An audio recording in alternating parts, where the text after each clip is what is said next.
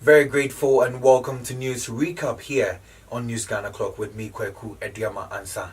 Now, coming up in our news bulletin, and residents of Tarkwa and Suta burn ties to register their displeasure about the poor road networks in their community. Also, several students of the Kwame Nkrumah University of Science and Technology returned to school after its closure for some weeks now.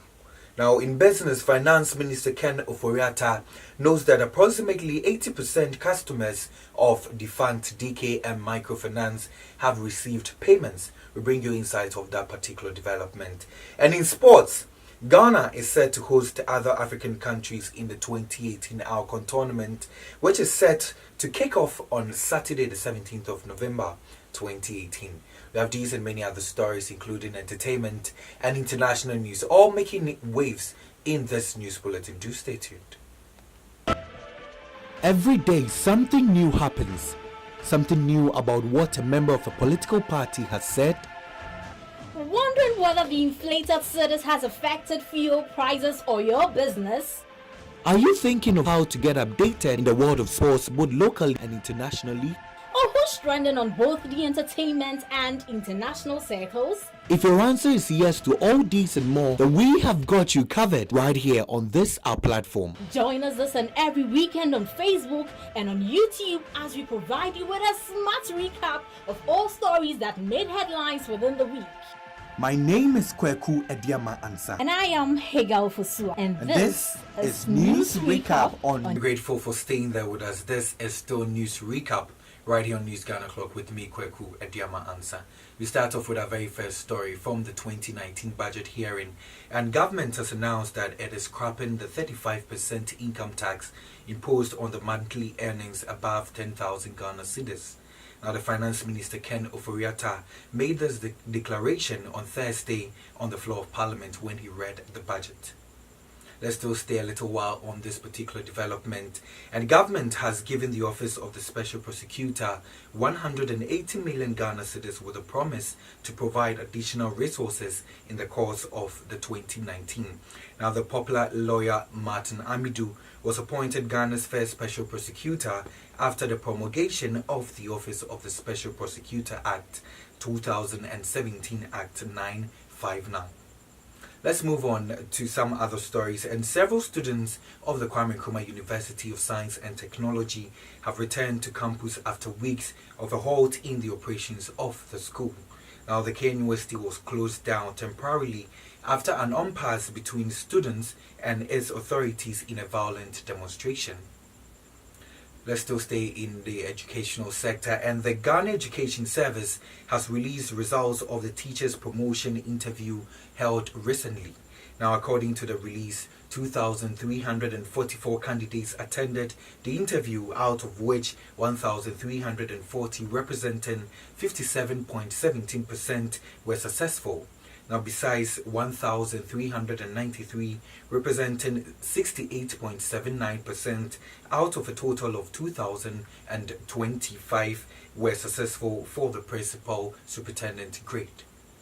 Let's move on. And the Judicial Service of Ghana has held a forum on the electronic justice for some selected journalists in Accra.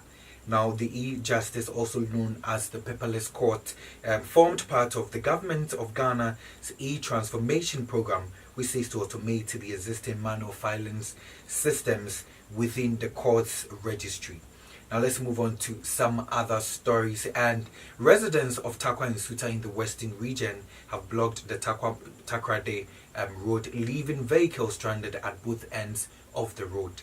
Now, about 50 residents of Tamso, Hilltop and Suta Junction on Friday morning blocked the road with burning of car tires. We'll go for a quick break. When we do return, we'll bring you business news. Do stay.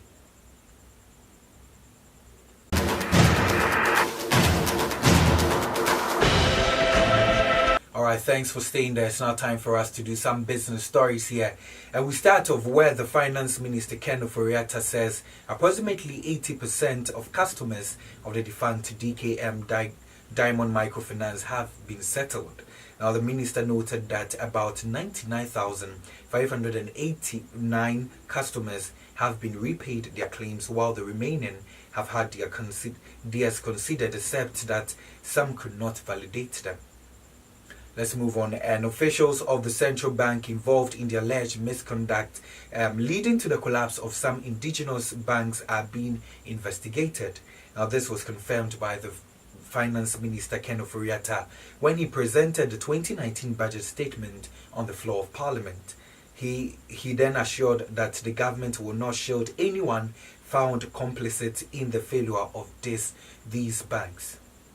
Let's move on to a very final business story. And two experts at charitable organization Oxfam Ghana are proposing the enactment of Mineral Revenue Management Act to guide government on the utilization of mining revenue and to check graft in the management of mining revenue in the country.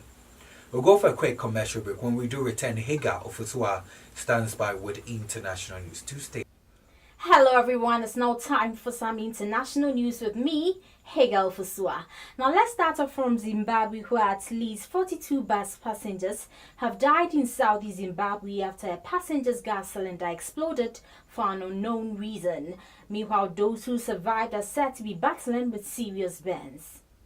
Let's go at the stories where Saudi Arabia's prosecutor Saud al-Mujab says the kingdom has sought death penalty for the suspects that were accused of murdering Jamal Khashoggi. Jamal Khashoggi, a Saudi-based journalist, was killed in his country on October 2, 2018. And that's all for international news. Every day, something new happens. Something new about what a member of a political party has said. Wondering whether the inflated cedis has affected fuel prices or your business? Are you thinking of how to get updated in the world of sports, both locally and internationally? Or who's trending on both the entertainment and international circles? If your answer is yes to all these and more, then we have got you covered right here on this our platform. Join us this and every weekend on Facebook and on YouTube as we provide you with a smart recap of all stories that made headlines within the week. My name is Kweku Ediama Ansa. And I am Hegel Fusua. And this is News Recap on News Ghana Clock. News Ghana Clock. News as it takes. So it's time for the latest in sports around the world with me, Samson Nikofi Obodai. So in our first major story, the Black Stars of Ghana will lock horns with the Walia Ibex of Ethiopia for the second leg of the 2019 AFCON in the city of Addis Ababa. The Ethiopians, who suffered a humiliating 5-0 defeat to the Black Stars back in June 2017 in Accra, are willing to redeem themselves this time in their own backyard. The Black Stars lie third on the table, having played 2 games less. Now, away from AFCON, let's do some news on ALCON. Ghana is set to play host to 7 other nations in this year's ALCON tournament, with the Black Queens, who find themselves in a group comprising of Cameroon, Mali and Algeria. The Black Queens will open the tournament with their Algerian counterparts in a mouth-watering fixture at the Accra Sports Stadium on 17th November 2018. So, just like the way we do for the Black Stars, when you are praying, say a word of prayer for the Black Queens as well. Now, let's move to the international news. On the international scene, the major European leagues have been put to a halt to pave way for the final stages of the maiden edition of the European Nations League tournament. Countries like Portugal, France, Italy, Georgia, Denmark, and many others will lock horns against each other respectively in the coming weekend. So this is all for the sports segment on News Ghana Clock. Stand by for more news with Kweku Ediama Ansa.